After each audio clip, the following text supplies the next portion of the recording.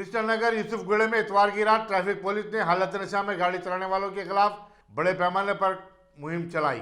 वाज़ेह है कि इस इलाके में रात के औकात में ट्रैफिक के हादसात में काफ़ी इजाफा हो गया था। साढ़े 9 के पेश नज़र सिटी पुलिस ने मुख्तलिफ इलाकों में चेकिंग की मुहिम में तेज़ी पैदा कर दी है। पॉश इलाकों जुबली हिल, बंजारा हिल, अमीरपेट के अलावा पब्स, क्लब्स और उसके करीब जवार के इलाकों पर पुलिस खास तवज्जो दे रही है।